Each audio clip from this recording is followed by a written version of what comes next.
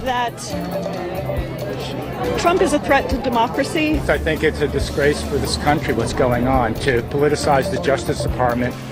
Good evening, and we begin at 5 with the arraignment of former President Donald Trump with, for the first time in U.S. history, a former commander-in-chief turning himself in to face criminal charges. And when the indictment was unsealed this afternoon, it revealed 34 felony counts that the former president falsified business records. On all of those counts, Trump pleaded not guilty.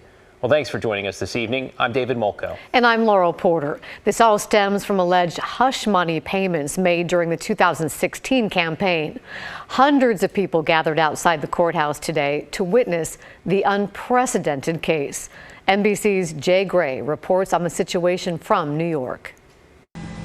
As the motorcade leaves his Midtown high-rise, the historic trip to Lower Manhattan is short.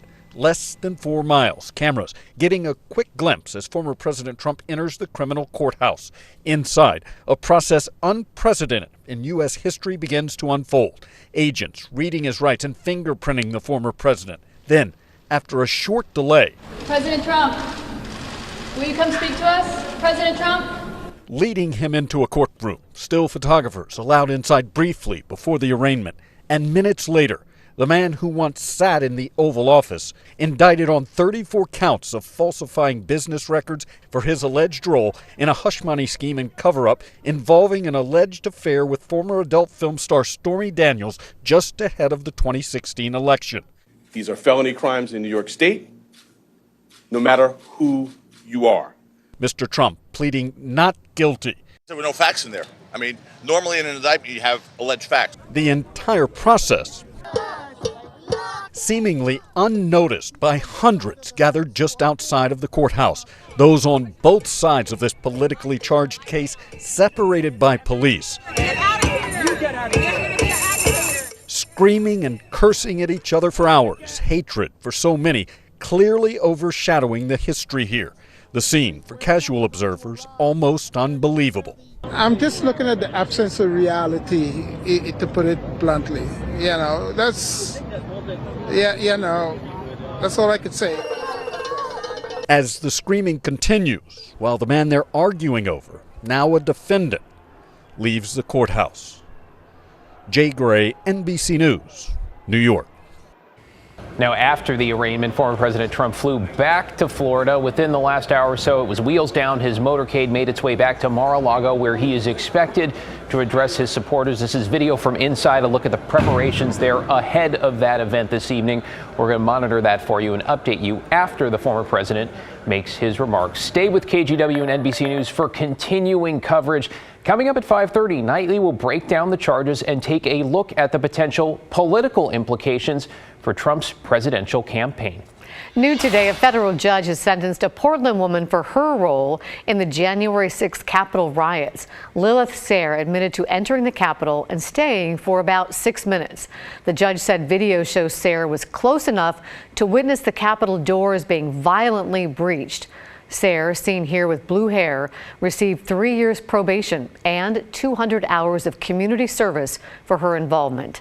Internet sleuths and investigators recognized her from right-wing protests in Portland. Sayre apologized to the judge today, saying she regretted her actions.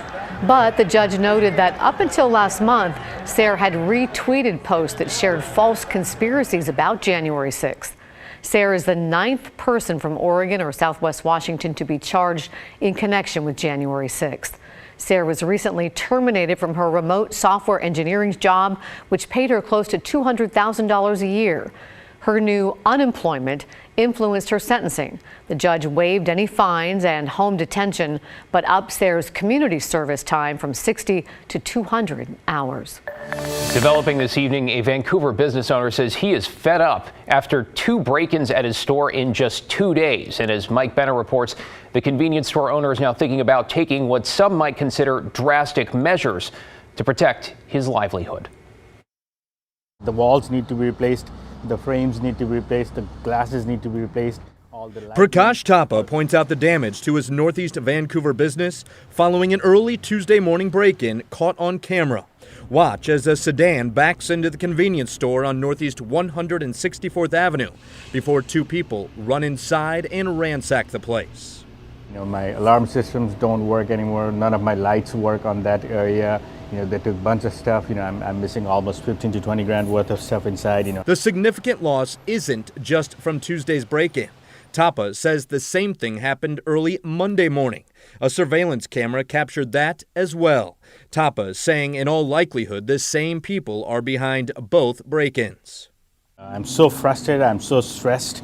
I have a 4-month-old kid. I haven't slept in 2 nights because this happened, twice in 2 days. I just want to provide for my kid, and things like this happen. And adding to Thapa's frustration is the possibility of being dropped by his insurance carrier. He believes his policy will be canceled if he submits too many claims, and the alternative isn't any better. If I don't claim it, I don't have that kind of money in my pocket. I just had a kid. We have a lot of expenses. I have to pay for my house. Those kind of things. Thapa is pleading with law enforcement to prioritize solving break-ins like the two at his business. But until then, we might have to sleep in the store and protect the store ourselves. Maybe grab a baseball bat and sleep with it. Maybe grab a weapon, or do something about it. What a start to the week it's been for Prakash Thapa. He says the cars used in these break-ins were stolen, and he's asking anyone with information about these cases to call police. I'm Mike Benner for KGW News. Just a small business owner there trying to make it. Well, a Portland man has been accused of taking a security guard hostage. Police now identifying the suspect as 32-year-old David Everding. Officers say yesterday morning Everding broke the window of a business with a rock. That's where it started. And then later in the day, officers tracked him down. They say he ran into an office building near Southwest 5th and Oak. Police say Everding grabbed a security guard and then used them as a shield to try to avoid arrest. A KGW viewer sent us this video, which shows what appears to be officers struggling with the suspect there. Now, police eventually arrested him. The security guard was not hurt. A fire at a duplex in Hillsborough this morning killed one person and a dog. It happened just before 8 o'clock on Southeast 28th Avenue in Hillsborough. Neighbors called Hillsborough Fire, reporting black smoke pouring out of this building. When crews got there, the fire had spread to other units in the duplex. Firefighters found one person dead, and a dog also did not survive. No one else was injured. We don't know the name of the person who died yet. Right now, investigators are looking into the cause of the fire. We have some distressing video from the Columbia this evening where one of our viewers witnessed what they believe to be a fisherman off Hayden Island purposefully piloting his boat over groups of sea lions. You see it there with multiple investigations now underway. Daisy Caballero caught up with the man who recorded that video.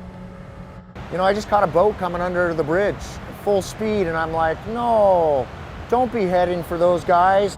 A Portland man captured this gut-wrenching video of a boat with fishing gear weaving back and forth, intentionally trying to hit dozens of sea lions swimming around Hayden Island Monday. Sea lions are a federally protected species under the Marine Mammal Protection Act, making it illegal to harass, hunt, or kill any marine mammals. Whoever was driving it, they went right through the pack of the first one, and then it was kind of like a slalom to hit every pack.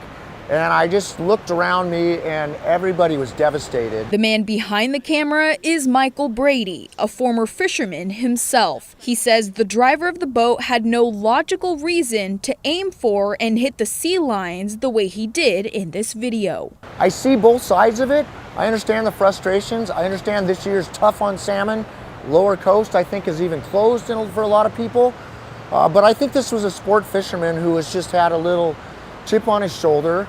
And, it was terrible to witness as a community here.